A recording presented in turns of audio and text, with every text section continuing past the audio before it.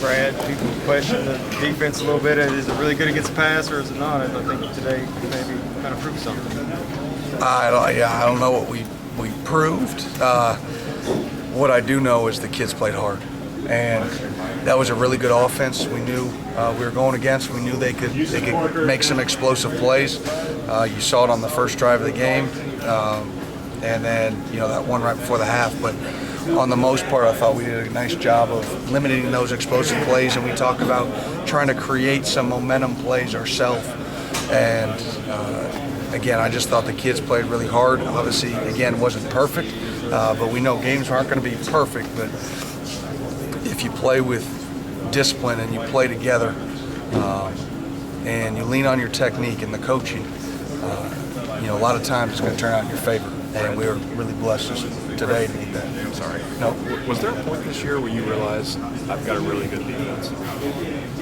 I thought coming out of spring, I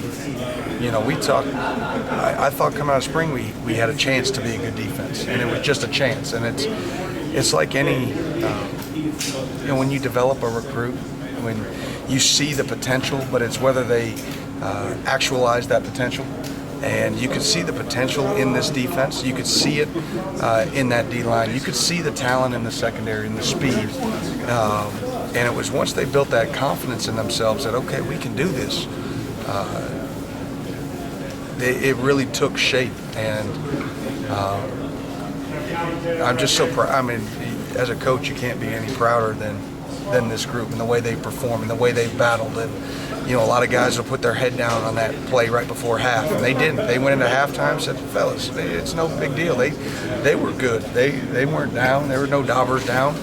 They knew for the most part of that first half that they dominated, and they knew they could come back out in the second half and do the same thing, and that's what they did. Are you too busy while the offense is on the field to sit and appreciate what Lynn is doing out there? You look up at the scoreboard, in the Jumbotron, and you watch them running around, and you watch those running backs, and you watch the beauty of, being a front guy. You watch the beauty of the offensive linemen just sticking and moving blockers and creating holes, and it's a thing of beauty. And you see those wideouts, battling and blocking downfield.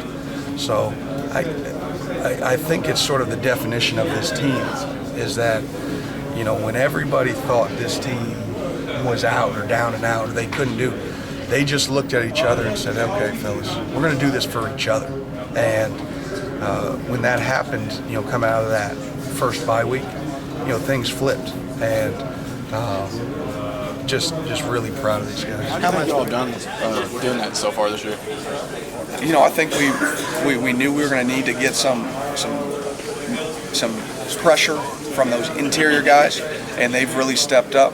Calvin, TJ, those guys in that room, and I think everybody's sort of accepted the role, and it was good to see. Jamin got in there, and even at the end of the game to see some of those young D tackles and Quay and Day-Day, they make some plays. So exciting to see it come from all different spots. As a coach, and I know your side's defense, but what are your thoughts on what Eddie Grant's had to do?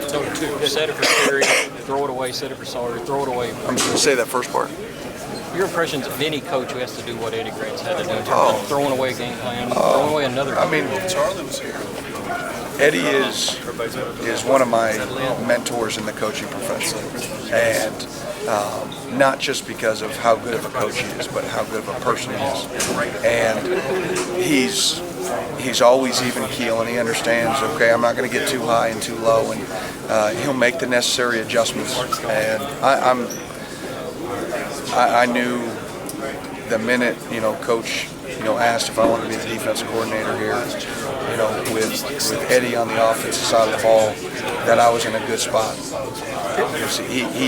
It's not about perception. It's not about anything. It's about winning football games with Coach Grant.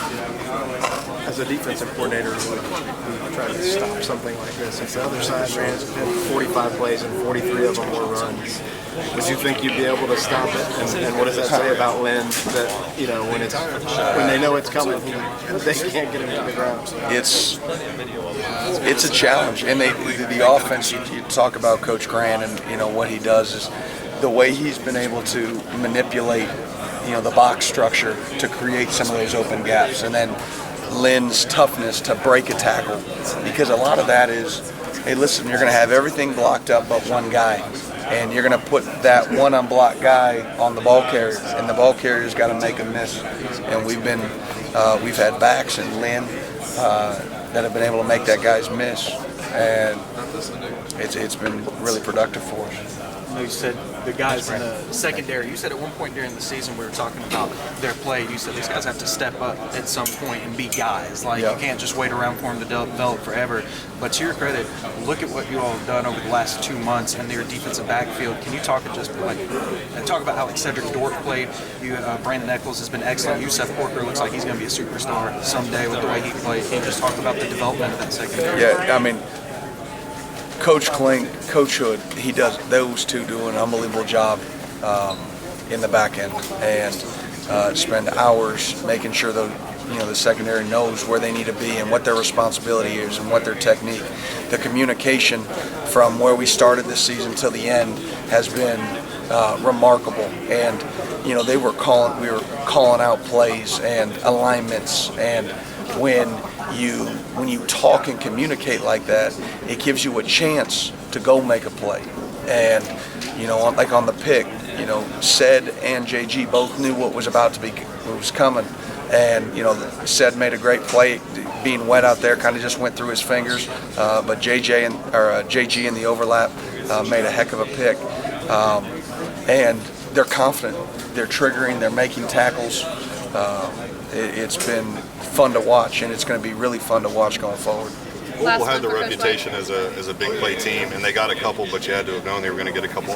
What did you do to limit them throughout the rest of the game on those plays?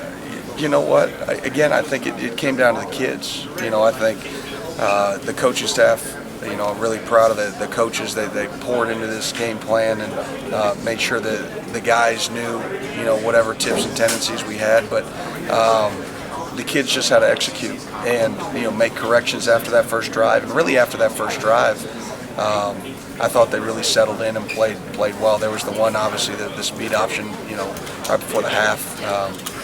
But other than that, I thought, really solid. Is that just team discipline? Is it on-field communication? It's confidence.